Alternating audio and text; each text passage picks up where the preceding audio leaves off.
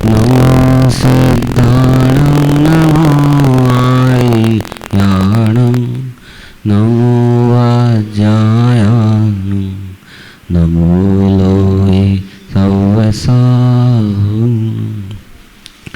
तीन भुवन में सार वीतराग विज्ञानता शिव स्वरूप शिवकार नमो त्रियोग समारिके।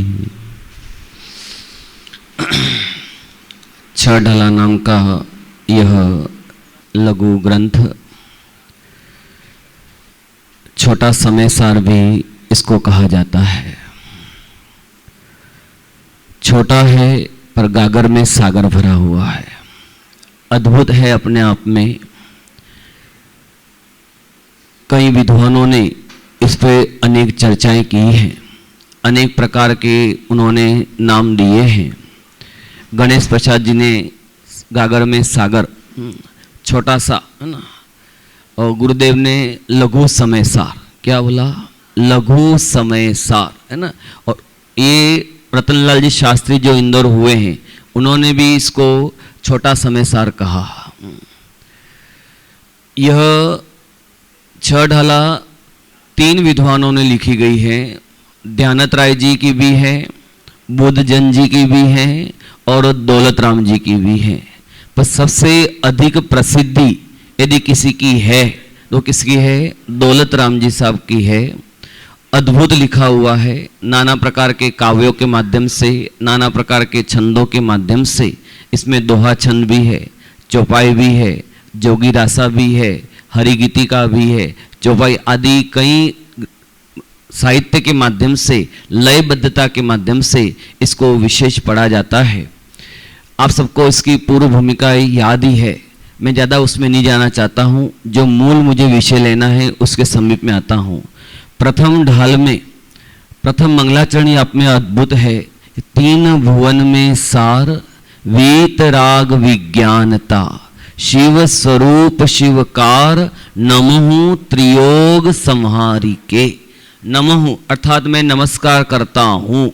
कैसे करता हूँ कि तीन योग कौन कौन से, मन से, वचन से और काय से, इन तीन योगों से नमस्कार करता हूँ। किसको करता हूँ कि जो तीन भुवन में सार है, तीन लोक में सार कौन है कि वीतराग विज्ञानता। क्या सार है, वीतराग विज्ञानता।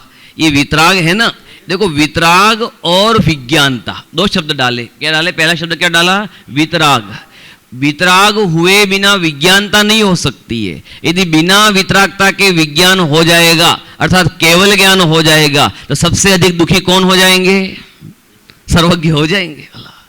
ये नियम है कि पहले विज्ञान अर्थात केवल ज्ञान, अर्थात तो केवल ज्ञान होने के पहले क्या शर्त है कि वितरागपना होना जरूरी है। और वो वितरागपना में क्या, कि न राग है न द्वेष है। राग और द्वेष से रहितपना जो हुआ उसे क्या कहा, केवल ज्ञान। अर्थात आत्मा का उपयोग, आत्मा का सदुपयोग करे सो विज्ञान, और आत्मा का सदुपयोग करे सो केवल ज्ञान, और आत्मा का दुरुपयोग करे सो विज्ञान।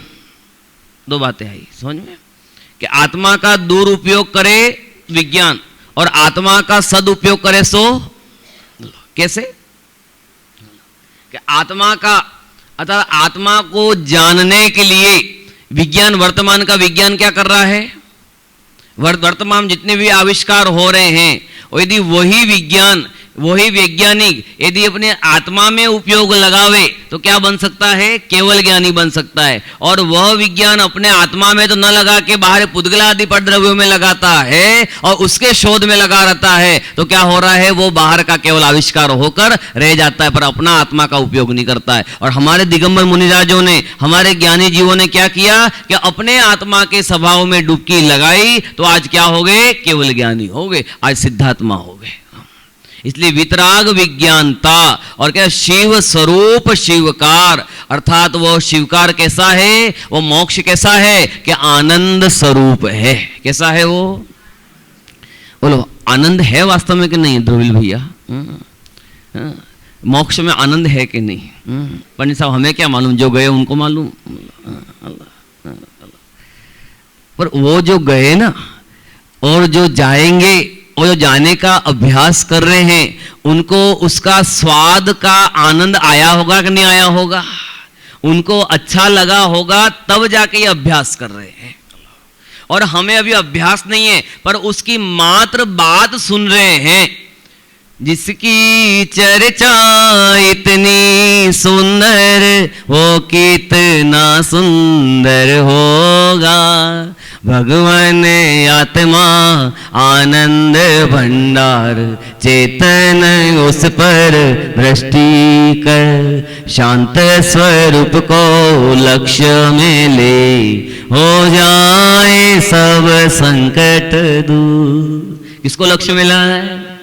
भगवान आत्मा आनंद भंडार, चेतन उस पर दृष्टि कर। दृष्टि कहां करनी है? दृष्टि करने योग्य है कौन?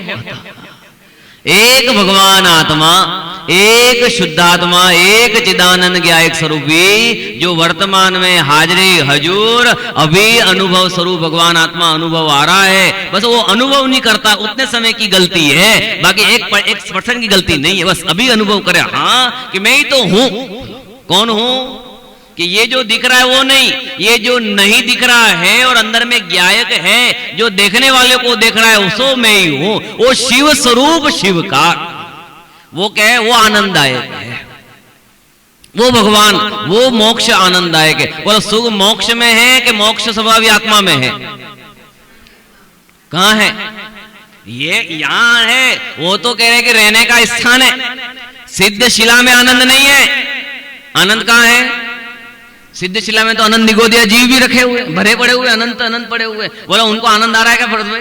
उनको आनंद नहीं आ रहा है, पर उसमें जो सिद्ध स्वरूप भगवान आत्मा में विराजमान है अशरीरी, उनको आनंद आ रहा है। इसलिए क्षेत्र में नहीं, क्षेत्र पवित्र है, पर वो क्षेत्र में आनंद नहीं, आनंद स्वभावी में आनंद है। कहा? आनंद स्वभावी में आनंद है। इसलिए शिव स्वरूप शिवकार, नमो त्रियोग संहारी के। और ऐसा जिसने आनंद नहीं लिया, उसका वर्णन पहले ढाल में लिखा है। उससे जो रहित हुए और उस आत्मा को जिन्होंने नकार दिया और आत्मा को बहिष्कृत कर दिया, और उस बहिष्कृत करने वाले जीवों को 4 गति 84 लाख योनियों में जो किस प्रकार दुख होता है, वो कौन सी ढाल में बताया गया है? वो पहली ढाल में। किसने बताया? वो पहली ढाल में। बहुत जे त्रिभुवन में जीव अनंत, सुख चाहे दुख ते भयवन, ताते दुखहारी सुखकार, कहे सीख गुरु करुणा। कितने जीव है जे त्रिभुवन में? कितने कितने आनंद? बोलो अनंत आनंद जीव राशि ठसा ठस भरी हुई है। बोलो यहाँ कितने जीव पड़े हुए हैं? अपने शरीर में कितने जीव हैं? अपने एक रोम में कितने जीव हैं? ख्याल में आता है कभी? रोज अपन ऐसा करते हैं, तुरंत उन जीव को मसल देते हैं, खत्म कर देते हैं। ये दिगंबर मुनिराजों का धर्म है।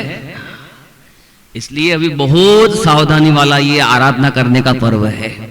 हमारे मुनिराज की एक एक प्रवृत्ति कितनी गजब की होती है।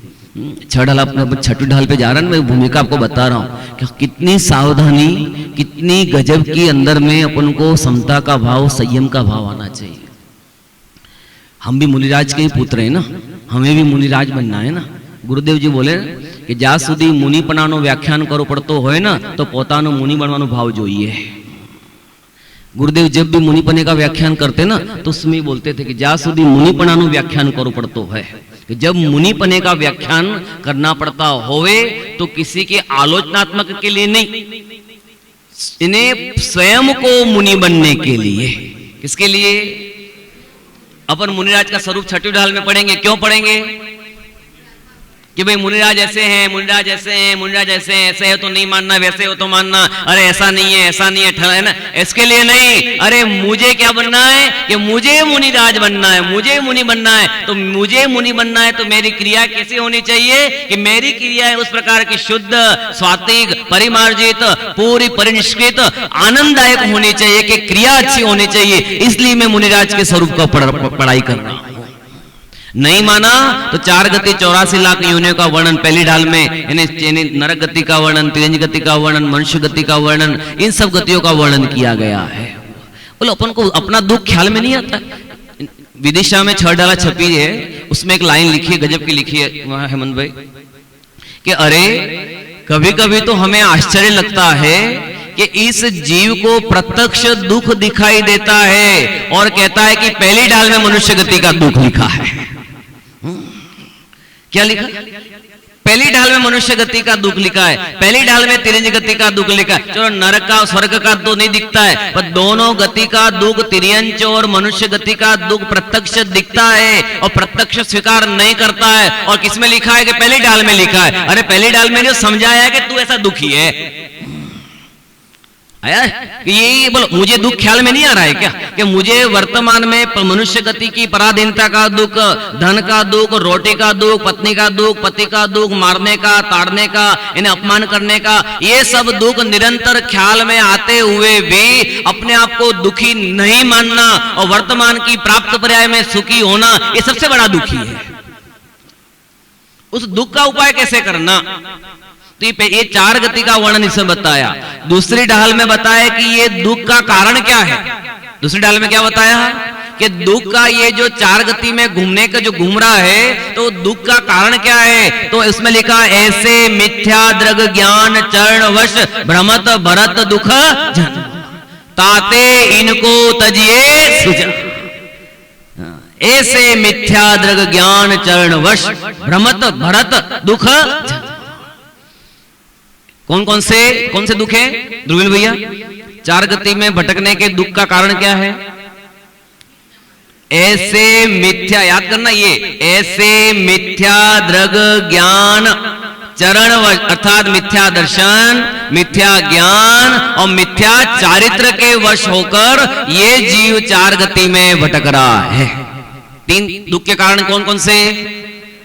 मिथ्या दर्शन, मिथ्या ज्ञान और मिथ्या चारित्र। मिथ्या तो कैसे कहते हैं? आपको नहीं बोलना है ना, ध्रुवील भैया है, बाकी तो चले गए सब, केवल जवान तो अकेले बच्चे मेरे साथ में है ना, और इनके साथ में चलना भाई। पंचम काल के अंतिम समय तक तो युवाओं के कंधों पे धर्म चला। एक भैया वो बैठे, तो 3 तो बैठे हुए हैं ना। पंचम काल के अंतिम समय तक धर्म तो युवाओं के माध्यम से चलना है, इसलिए युवाओं को बहुत आगे आना चाहिए। पुराने कह रहे कि हो गए, उनको तो क्या हम मतलब है, इनको अभी इतने में तो वो उठ गए होंगे ना सब बेचारे, है ना, जो सोए अनादिकाल से सोता आया है, फिर सोया, कल से उठा के लाना है ना। 4 बजे 4:30 को उठा के उनको नक्की करना। शिल्पा बहन, ये आपका सबका अपना कर्तव्य है ना। अपन उनको केवल खिलाने के लिए नहीं लाए, हाँ, बोले भी ज्यादा मत खिलाना है ना, आलस ना, एक टाइम खिलाओ। ये एकासन कौन कर रहा है शाम को?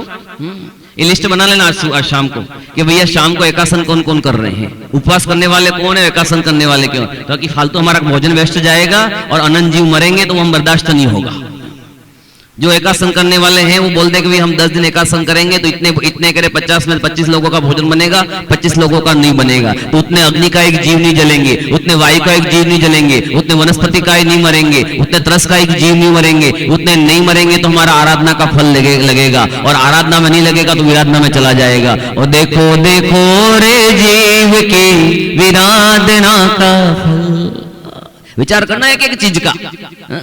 ये आराधना के पर्व है, ये खाने पीने करने के, हाँ चाहिए, पेट है तो चाहिए, ठीक है, पर उसमें हमारा हर चीज का कंट्रोल करना चाहिए। इसलिए ये मिथ्या दर्शन, मिथ्या ज्ञान और मिथ्या चारित्र के वशीभूत होकर जीव 4 गति 84 लाख योनि में पंच परावर्तन करते हुए अनादिकाल से भटक रहा है, और यदि अभी भी नहीं संभला तो और अनंत काल ऐसे निकल जाएंगे।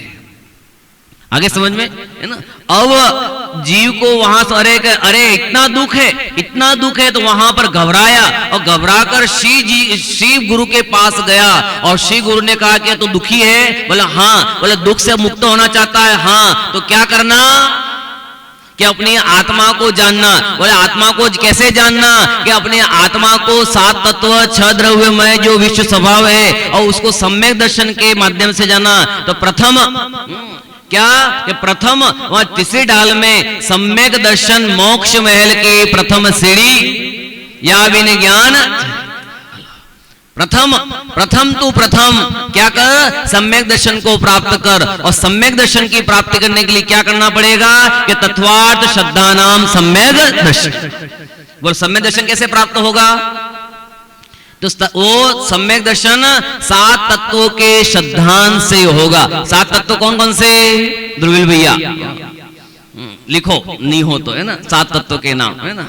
कुछ तो याद करा के जाऊंगा, ये गारंटी मेरी। 10 दिन में तो कुछ न कुछ आपको लिखा के और सिखा के जाऊंगा, क्योंकि आपके खाते हैं तो आपकी बजानी भी पड़ेगी। 10 दिन तो भैया कुछ लेके जाओगे ना, हमको तत्व के देना है। और तत्व के लिए हम 3 विद्वान यहाँ पर उपस्थित हुए हैं। कहीं से भी कभी भी पूछना, दिन में रात कमरे में आकर भी आप पूछ सकते हो कि बोला मैं याद नहीं हुआ तो बताने के लिए तैयार हुई, गारंटी मेरी। 7 तत्व कौन कौन से? जीव, अजीव, आश्रव, मोक्ष, है ना। देखो अभी 10 अधिकार याद करने में, 10 अधिकार में तो कह रहे कि 7 तो आपको याद हो जाएंगे, है ना। बचे कितने? जीव हो गया, अजीव हो गया, आश्रव हो गया, बंध हो गया, संवर हो गया, निद्रा होगा, मोक्ष, तो 7 अधिकार तो आपको याद हो गए। बचे कितने? अब एक पूर्व रंगा हो गया, एक कर्ता कर्म बचा, और एक पुण्य पाप और सर्वविशुद्ध अधिकार बचे क्या? तो 2 पेन तो आपके फिक्स हो गए, 2 इनाम फिक्स हो गए कि नहीं हो गए? ये तो सहज है। गेहूं की खेती करोगे तो भूसा फ्री में मिलेगा। हाँ, भूसे के लिए खेती नहीं करनी है। या तो हम तत्व को याद करेंगे तो ये बाहर की ये जितने भी चीजें हैं ना, वो तो सहज में मिलती है, उसको जुटाना नहीं पड़ता है, सहज का काम है ये। तो आप करो याद, है ना। इसलिए मोक्ष प्राप्त करने के लिए प्रथम क्या करना? प्रथम किसका श्रद्धान करना? 7 तत्वों का। और 7 तत्व में कौन सा तत्व हूं? जीव तत्व। तो सर्वप्रथम तो जीव तत्व का श्रद्धान में अन्य 7 तत्वों का श्रद्धान सहज हो जाता है। जीव को पहले देखना है, जीव नहीं होगा तो बोले इसकी सबकी क्या वैल्यू? वैल्यू किसकी है? जीव की है। तो मेरी वैल्यू है, अर्थात मैं को जिसने देख लिया वो आश्रव को भी जानेगा, अजीव को भी जानेगा, पुण्य पाप को भी जानेगा, मोक्ष भी जानेगा। जानना किसको? पहले। तो ऐसे सम्यक ज्ञान अर्थात वो सम्यक दर्शन को प्राप्त किया, और मोक्ष महल की प्रथम अर्थात सम्यक दर्शन अर्थात मोक्ष का रिजर्व हो चुका। क्या हो गया? अब रिजर्वेशन हो चुका है। अब आपको कोई भी अपनी सीट से हटाने वाला नहीं। अपन ट्रेन में आए थे ना आपके, तो एक बोगी में कितनी सीटें थी? 72 या 80, अभी 80 भी हो गई है, कई जगह 72 पड़ी है ना। यदि मैं अपने रिजर्वेशन सीट पर नहीं बैठा तो बोला कितनी बार उठाया जाएगा? 72 बार।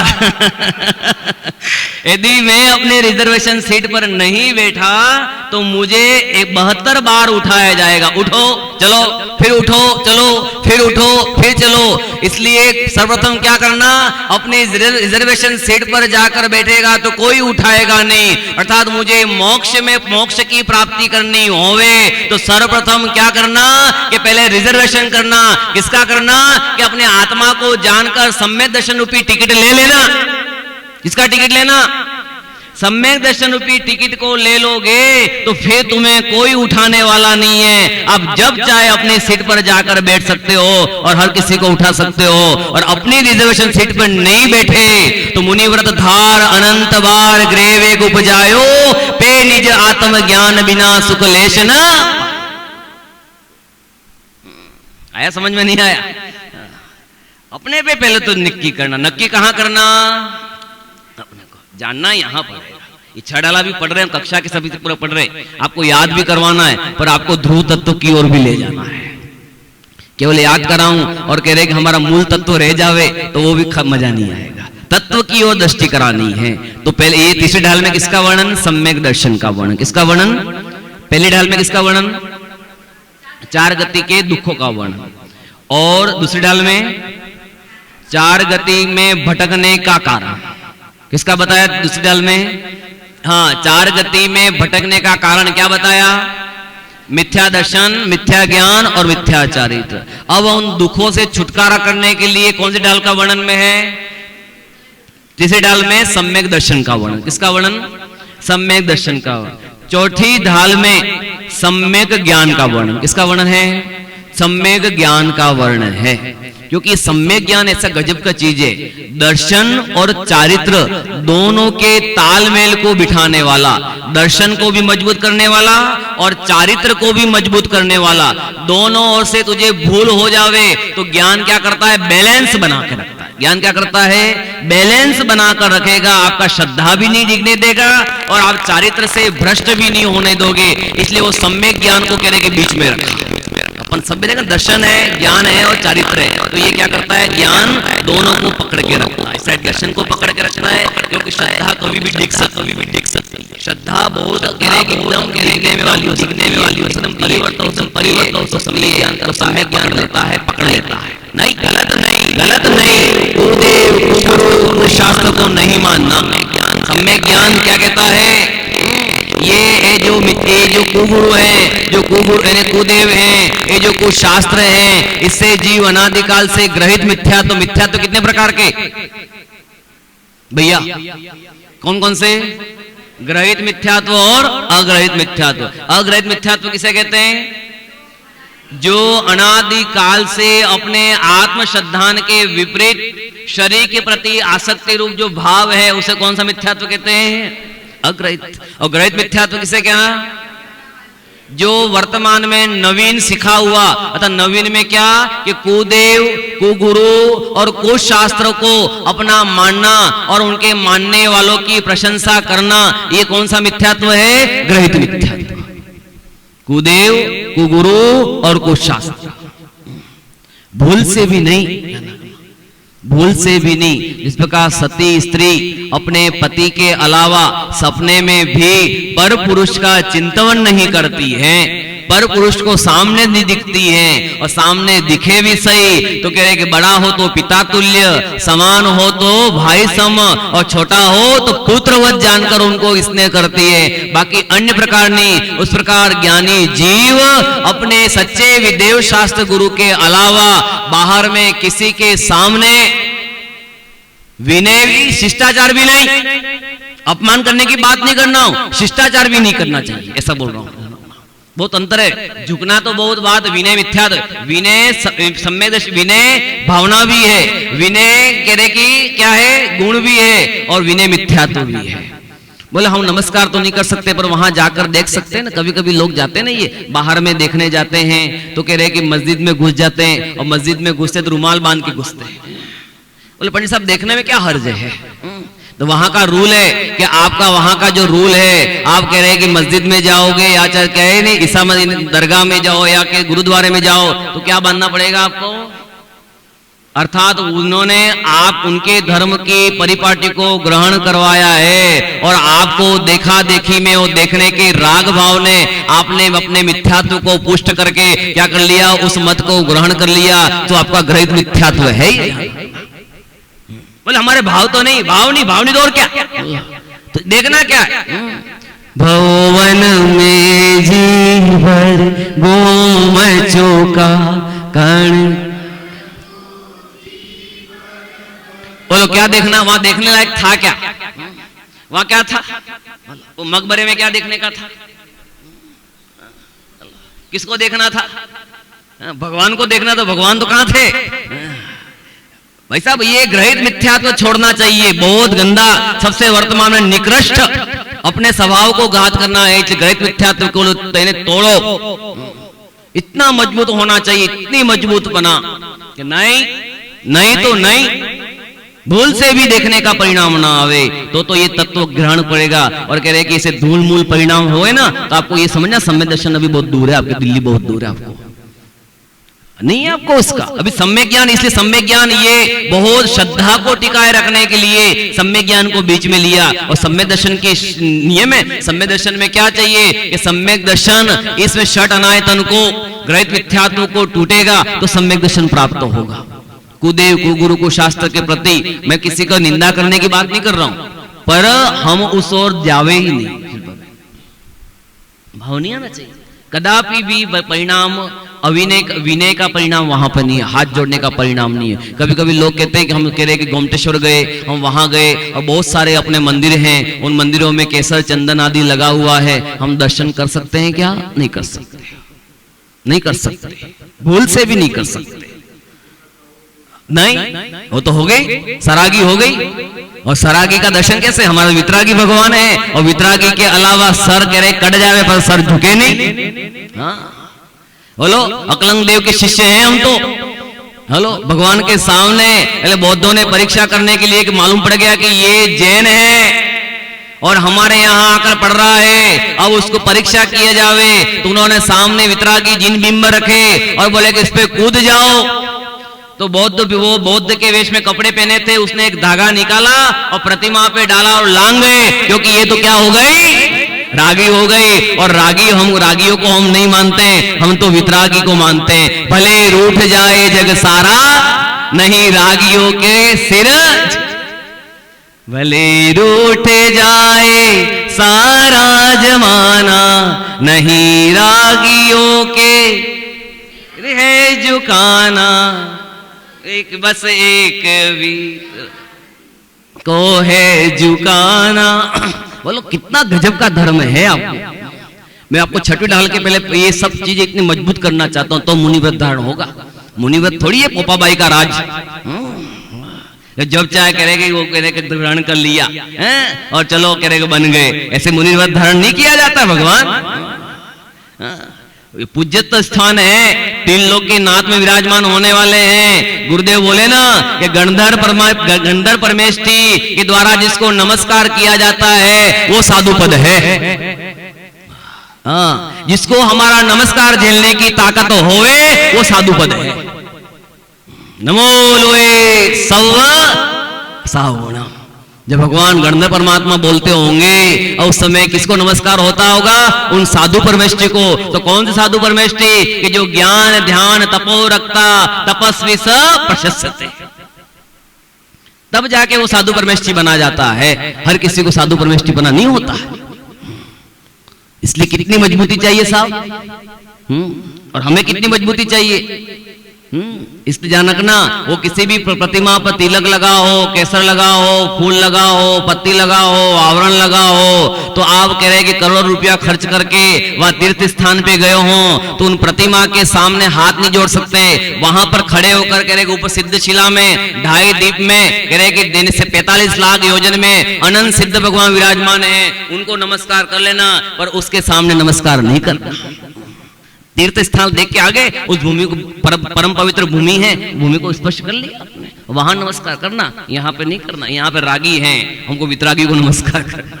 हेमंत भाई, बहुत मजबूती का धर्म है ये जैन धर्म,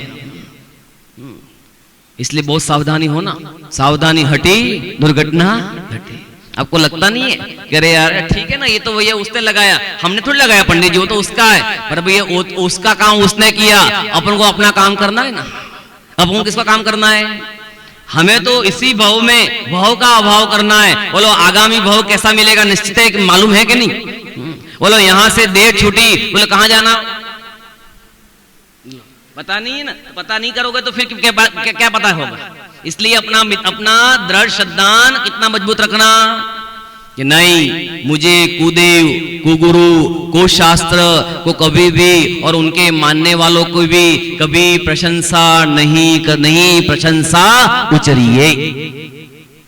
प्रशंसा भी नहीं कर सकते हो आप। और यार गजब का मंदिर बनाया है, नहीं बोल सकते हो आप। वो मंदिर नहीं है, मंदिर तो वितरागियों का होता है। ये शब्द बोल रहा हूं कठोर।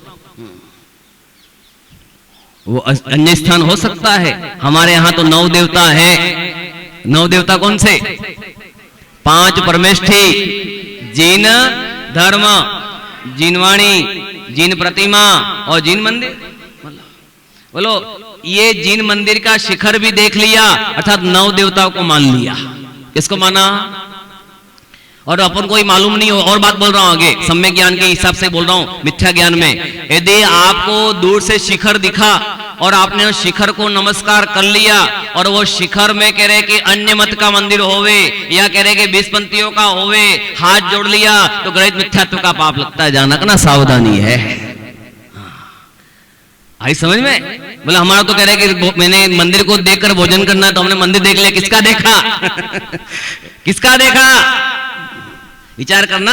अपना यदि परिचित होवे ट्रेन में निकलते हुए कि भाई यहाँ सागर जा रहे हैं और सागर के पास में कह रहे कि बीना के पास में मंदिर दिख रहा है, हाँ ये तो मुमुक्षुओं का अपना तेरापन दिगंबर आमना का है, तो उसमें दर्शन करने में कोई प्रॉब्लम नहीं है। पर अन्य किसी का और शिखर एक से दिखते हैं, आजकल ध्वजाएं सब परिवर्तित हो गई है, आजकल कह रहे कि ख्याल में भी नहीं होता शिखर के डिजाइन, सब कुछ परिवर्तित हो गया, झंडे परिवर्तन हो गए, ध्वज दंड परिवर्तन हो गया। पहले तो अपनी परंपरा में सब शिखर बनते थे, वो सब शुद्ध आमना में बनते थे। आजकल तो होड़ा होड़ी में भी अपने भी कह कि उस मत को मिलाकर यहाँ अच्छी डिजाइन होने चाहिए, न्यू पैटर्न होना चाहिए। काय का न्यू पैटर्न? अनादिकाल से धर्म 7 तत्व ही होते हैं, 8 तत्व नहीं होते।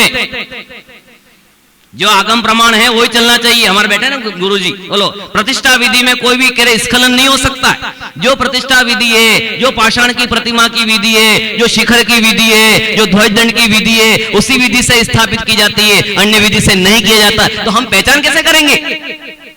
ये सब सम्यक ज्ञान के लक्षण है। ये मिथ्यात्व को नाश करने के लिए बाहर है, आत्मा को जानने के पे ये जानना आत्मा तो हूं, पर अभी अनादिकाल से जाना नहीं, तो बाहर चिन्ह भी तो जानना आवश्यक है कि नहीं आवश्यक है? ये सामान्य ज्ञान भी तो होना चाहिए कि नहीं चाहिए? पढ़ो रत्नाकरण शर्वकाचार्य, कितना गजब का लिखा वहां पर, मंदिर का बनाने के पहले पूर्व भूमिका लिखी है। कितना गजब का प्राप्त करना चाहिए। कौन अभ्यास करे? किसको अभ्यास की पड़ी है? यहाँ तो टाइम ही नहीं है, 24 घंटा कंप्यूटर बैठा रहता है, अंधा हो रहा है, दूसरों को अंधा कर रहा है, ख्याल में ही नहीं है। 24 बोलो 12 घंटा है ना, आंखें फोड़ रहा है ना, कहाँ का कहाँ, यहाँ का डेबिट वहां का क्रेडिट, और कह रहे कि बैलेंस शीट बराबर बन गई। काय की बैलेंस शीट बन गई? नरक की बन गई है। विचार तो करना एक बार उसका बैलेंस शीट बनाकर। कितनी माथापच्ची करता है जी, कितनी अज्ञानता में घोर पाप करता है और कहता है कि मैं भगवान आत्मा हूं। भाई साहब, ऐसा भगवान आत्मा ख्याल में नहीं आता। भगवान आत्मा हूं, पर कठोर भूमि में बीजा अंकुर करोगे। योग सार में प्रवचन चल रहा है ना अभी, योग सार में क्या लिखा वहां पर? एक दग्ध और कठोर भूमि हो, और कठोर भूमि में यदि बीज डाला जावे तो बीज जल जाएगा, अंकुरित नहीं होगा, और भूमि को सॉफ्ट करना पड़ेगा, उस भूमि को उपजाऊ करना पड़ेगा, और सुकाल, सुयोग्य, सुक्षेत्र, भाव देखकर बीज डालेगा तो वो अंकुरित होकर फलदायी रूप से प्राप्त होगा। उस प्रकार अपनी भूमि को भी यहाँ ये कह रहे कि ज्ञान भूमि को भी क्या करना पड़ेगा? अच्छे से कोमल सॉफ्ट बनानी पड़ेगी। बहुत सुंदर रूप से इसका अंदर में मिथ्यात्व को निकालना पड़ेगा, ग्रहित मिथ्यात्व का नाश करना पड़ेगा। अब गुरुओं के प्रति, साधर्मियों के प्रति, जीवों के प्रति वात्सल्य का प्रेम उमड़ना चाहिए। धर्मी सो गो वत्स प्रेम, इसमें आएगा कि धर्मीश को देखकर क्या कि गो वत्स, गाय के बछड़े के भांति बिना किसी प्रयोजन के क्या होना चाहिए? प्रेम होना चाहिए। साधर्मी को देखकर हृदय उमड़ना चाहिए, है ना? गुरुदेव है ना, गुरुदेव को कितना हृदय उमड़ता था, बोलो भूले लो भगवान से, कितनी गजब की कोमलता थी गुरुदेव में। बोलो गुरुदेव को कभी क्रोध करते देखा? मैं तो इतने प्रवचन सुने, और प्रवचन में कभी मैंने इतने सुने हैं अपनी उम्र में, छोटी हुई इस उम्र में, है ना, जब से कह रहे कि 15 साल बाद पढ़ने गए स्मारक से, और आज इतने 40 साल में, 25 साल के में जितने बार गुरुदेव के वीडियो प्रवचन सुने, कभी मैंने गुरुदेव के आंखों में यार कह रहे भगोनी चढ़ती हुई मैंने नहीं देखी। अपन लोगों के तो भगोनी गुस्सा होते दिखता है, थोड़ी व्यवस्था ऐसा करते हैं, वो गुरुदेव को प्रवचन करते समय कभी भी आंख ऊंची होती मैंने देखी नहीं। ये कहां से है? गुरुदेव का चारित्र देखो। लोग कहते हैं गुरुदेव चारित्र पालन नहीं करते। गुरुदेव का चारित्र देखा आपने? हमारे गुरुदेव का चारित्र देखा आपने? कितना, जो कपड़ा ओढ़ते थे ना, तो वो पसीना, गुरुदेव को पसीना भी आता था, तो वो पसीना कह रहे कि तुरंत वो धूप में, वो कपड़ा धूप में नहीं सुखाते थे, उसको निचोड़कर छाया में करे इसमें चिपके हुए कह रहे कि इन्हें शीतकाय योनि के जीव को यदि मैं उष्णकाय योनि में धूप में डाल दूंगा तो जीव मर जाएंगे। ये तो मेरा गुरुदेव का संयम था। आप क्या संयम की बात करते हो? कौन कहता मेरे गुरुदेव ने कह रहे इन्हें कांजी स्वामी ने संयम का पालन नहीं किया? उत्कृष्ट संयम के धारी थे, है ना? वो तो बाहर में व्रत नहीं ले, वो तो अव्रती रूप में, क्योंकि बाहर का समय इतना था, पर उनका इतना चारित्र था बाहर में। नीम के वृक्षों में, निमोनी में क्या दिखते थे कि अनंत भाव के माता पिता सिद्ध दिखते थे, और हम हो तो कह रहे चल देते हैं, काई पे चल देते, हमें कहां भगवान दिखते, हम गुरुदेव को मानते बोलते। अरे गुरुदेव को मान कर बदनाम मत कर गुरुदेव को। विचार करना आशुन भाई, कितनी गजब की बात है ये कि ये समय, ये 6 डाला गुरुदेव को खूब प्रिय थी। प्रवचन सुनो गुरुदेव की 6 डाला पर, गुरुदेव का हृदय इतना रड़ता था जब ये जब वर्णन चलता था 4 गति का, तो जो नरक गति का दुख चलता था, घानी में फैला जाता था, नरकों में उन जीवों को कह रहे कि इन्हें तेल में डाला जाता था। गुरुदेव का हृदय हो ये जीव कैसे दुख सहन करता होगा। अभी पंखा बंद कर दे तो यहाँ सहन नहीं होता है, तो वहां नरक में कैसे दुख सहन करेगा भला आदमी। अपने आत्मा को जान तो सही ध्रुवील भाई, कैसे दुख सहन करोगे। यहाँ पंखा बंद हो जावे तो सहन नहीं होता है, थोड़ी हुमस बढ़ जावे तो कह रहे कि वो नहीं होता है। तो नरक की तो प्रचंड गर्मी, इतनी जबरदस्त सर्दी सहन कर पाओगे। सहन नहीं करनी हो तो किसका आश्रय लेना। और नरक चला भी जाऊं तो नरक के योग्य कुछ नहीं, प्रतिकूलता है, प्रतिकूलता में रहेगी। मैं तो ज्ञायक हूं, ज्ञायक में रहूंगा। ऐसा अंदर में भाव होना चाहिए, तब जाके आवाज समझ में आएगी आप, तब जाके अंदर में अनुभूति स्वरूप भगवान आत्मा ख्याल में आता है। इसलिए सम्यक ज्ञान, इसलिए सम्यक दर्शन, इसलिए सम्यक दर्शन को टिकाए रखने के लिए ग्रहित मिथ्यात्व को क्या करना पड़ेगा। बहुत सारी बातें जहां जहां बीच में आएगी ग्रहित मिथ्यात्व चोटें करूंगा जाना खाना, है ना। इसलिए सावधान होना। अपन को अभी भी कहीं पे भूल होवे तो आज से ही नियम करके उठना कि कभी भी कदाचित अपने देव शास्त्र गुरु के आयतन के अलावा अन्य आयतनों में प्रवेश नहीं करूंगा। सीता जी ने लक्ष्मण रेखा को लांगा तो रावण के हाथ चली गई। यदि मैं अपने देव शास्त्र गुरु के आयतन के अलावा गया तो 4 गति 84 लाख योनियों में चला जाऊंगा। जाना खाना क्या देखना, क्या बना हुआ वहां पर, जाना करना, है ना। घूमने जाओ कोई टेंशन नहीं है, पर कह रहे हैं कि 4 गति में घूमने का काम मत करना। हाँ खूब घूमो, हम भी जाते हैं घूमने के लिए, जाना है, चलो अच्छी चीज देखनी है, वहां देखना है, नैनीताल देखो, वो देखो, वो देखो, मसूरी देखो। वहां ग्रहित मिथ्यात्व का तो नहीं, भोग का पाप लगेगा, पर ग्रहित मिथ्यात्व का तो नहीं लगेगा ना। तो ऐसे ग्रहित मिथ्यात्व का जहां दोष लगे वहां पर मत जाना।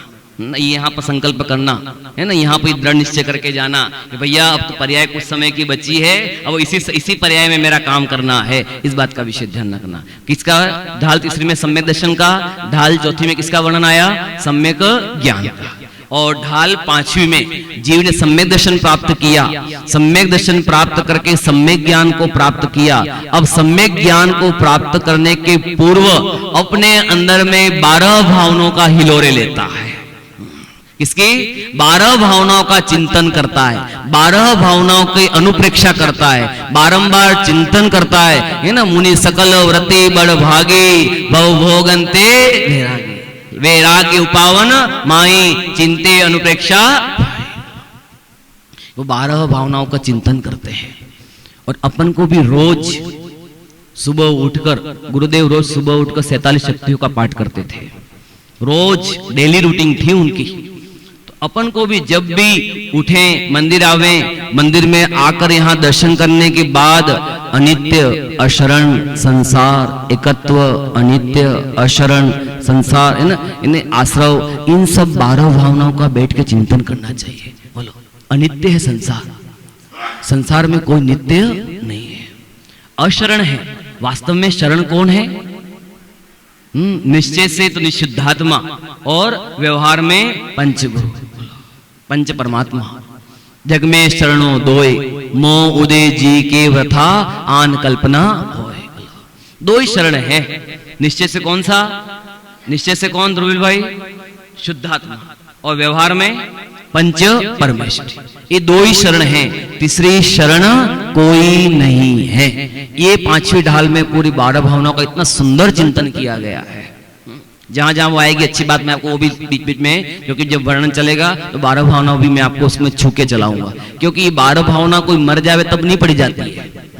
हमने क्या ट्रेंड बना लिया वर्तमान में, या तो कोई मरने वाला हो तब सुनाओ, या मर जाए तब सुनाओ। किसको सुनाना? मरने वालों को सुनाना कि मर जाए उसके बाद सुनाना? जिंदे को सुनाना भैया, अपन को सुननी है, रोज चिंतन करना है। अपन ने बना लिया है एक शांति विधान को बना लिया। शांति विधान कब करना? कि मरने के 12वें दिन के बाद शांति विधान करना। किसके लिए? कि वो जीव चला गया, चलो भैया यहाँ से कह रहे बेड खाली हुआ, शांति हो गई। उसके लिए शांति विधान करना क्या है? क्या मानसिकता बना ली, हमको समझ में नहीं आती।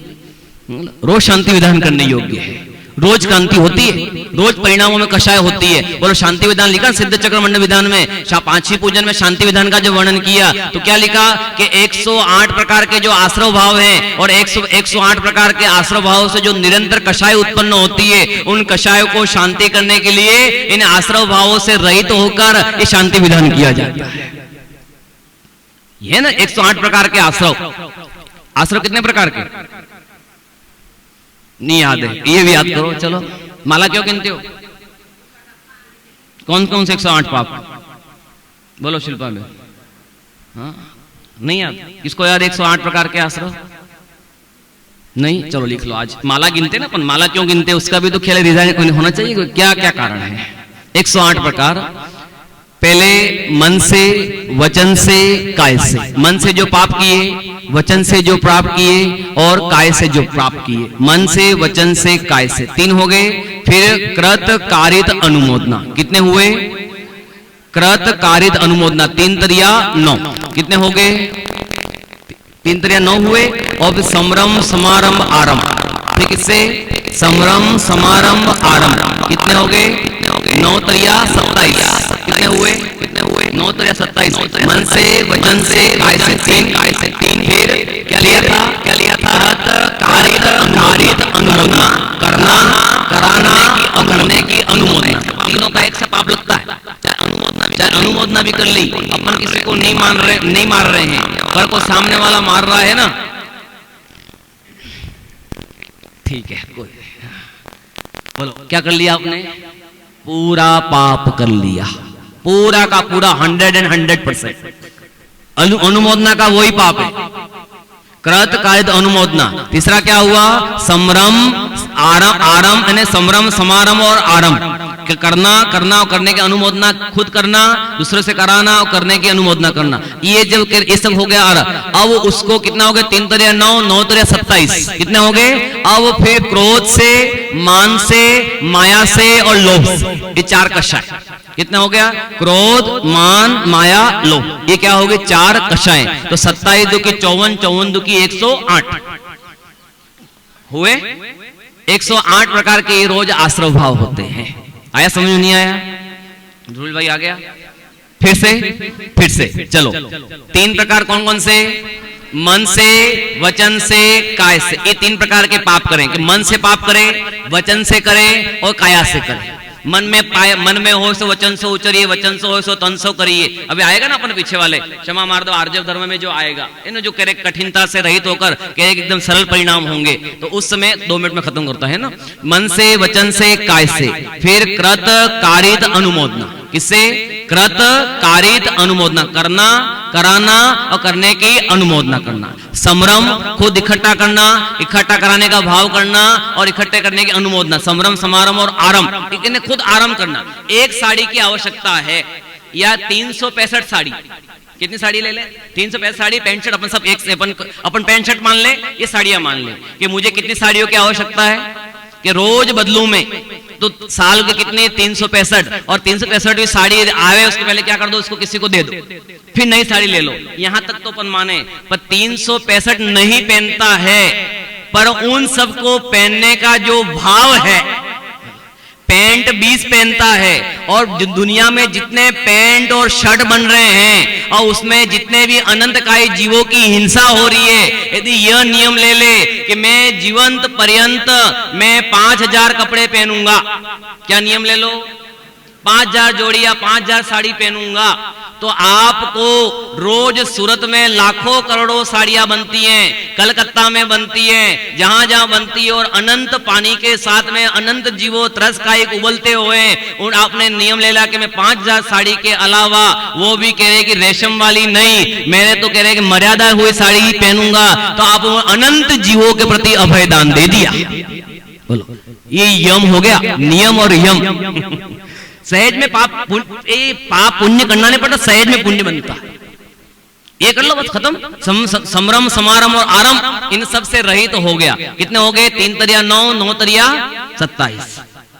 अब इन 27 को क्रोध से, मान से, माया से और लोभ से, इन क्रोध मान माया लोभ, अर्थात मन को क्रोध से, वचन को क्रोध से और नहीं, ये 3 सबको गुणा करो, ये क्या हो 27, 27 2 की 54, 54 2 की 108। ये माला इसलिए गिनी जाती है, आगे ना माला गिनने का कारण इस अपेक्षा से माला गिनी जाती है।